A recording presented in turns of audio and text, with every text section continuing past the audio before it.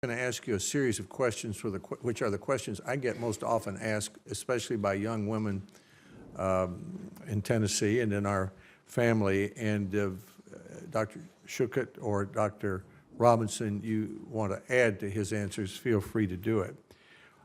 Dr. Fauci, what is the latest information on whether the Zika virus actually causes microcephaly? The evidence is literally every week, Mr. Chairman, accumulating and getting stronger and stronger.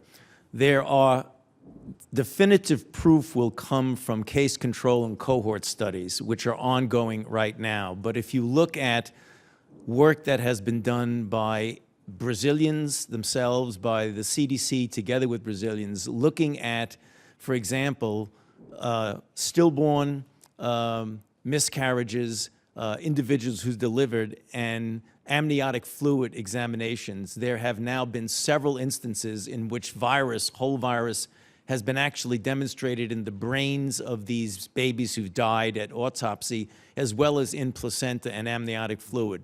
So although all of us are reluctant to say there's definitive evidence, it is really quite strong. And I believe that when we finish those cohort and case control studies, we will be able to say that it's definitive. Okay, I have several questions here. How long should a woman wait to get pregnant if she has recently traveled to an affected area? Well, as you know and mentioned in your opening statement, there's about 80% of the infections are asymptomatic, so a woman may not know that she's infected. So how long should she wait? So in general, we can't give a definitive answer, but we can take a look at what we know about the virus. The virus stays in the system anywhere from 7 to 10 days, and then it's gone from the blood. It does stay in some organs in men for longer. For example, it sequesters in the serum, and there's been one case that it's been up to 62 days in the semen. And so we can't say definitively that after, let's say, 30 days, but we're saying that in general, approximately a month is a reasonable time, but we don't want to say that with a degree of definitiveness until we actually get more data. Okay, thank you. You mentioned semen. So what about a husband who travels to an affected area and comes back? How long should a husband and a wife wait before, or a man and a woman wait before a woman becomes pregnant?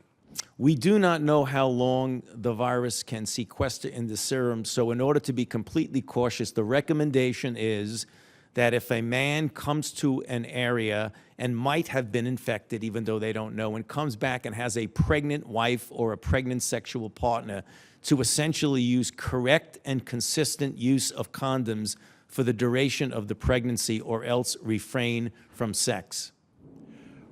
If a woman has traveled, or a man has traveled to an affected area and comes back, let's say they come back to Nashville and they want to know whether they're infected, how do they go about getting a diagnostic test today? Well, the CDC, and I'll who do they call? They call their health department. Could I ask Dr. Schuchat that question, yeah, perhaps? Sure, go ahead, Ann. We've issued guidance to clinicians on how to test for the virus and how to send the specimen. So I'm in Nashville and I'm a 25-year-old female and I've just been to Columbia and I come back and I want to test. Who do I call?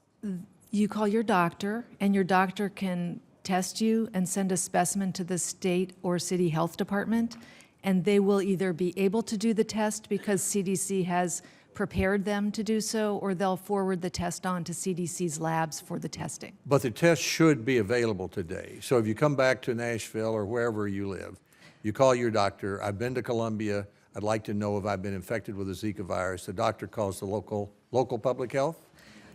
Let me clarify that currently the availability of testing is somewhat limited. We've recommended that pregnant women should be who are returning from affected areas should be tested between 2 and 12 weeks after they return, and yes, they should be able to get that test result. For other people who have symptoms, we do recommend testing, but for someone who is not pregnant, who is returning from an area, we aren't yet able to have sufficient testing material for them to be tested. And it's also important to say that today's tests are not perfect. So there's a PCR or molecular test that can tell you if you're actively infected within about a week of the infection, and there's an antibody test that can tell you if you were recently infected. But that antibody test needs a second test to make sure it's right. And that second test takes a while and is in very limited supply. So unfortunately, we can't help everyone today with perfect diagnostic tests. And that's one of the reasons we really need Yeah, resources I'm to running search. out of, so the answer is call your doctor. Exactly. Your doctor gets in touch with the local public health department, you go Right. from there. I'm going to ask one last question, even though my time is up, to whomever knows the answer. If I'm travel to an affected area and become affected, are my young children affected by this? If I have a 1-year-old and a 4-year-old, are they affected by a mother who might have the Zika virus? Or are they likely to catch the Zika virus? We don't think so right now. We think that the principal way the virus is spread is through mosquito bites. We are concerned now about sexual transmission as a possible route, and yesterday we reported on additional episodes, but we don't think that a parent returning from an area needs to worry about infecting their young child.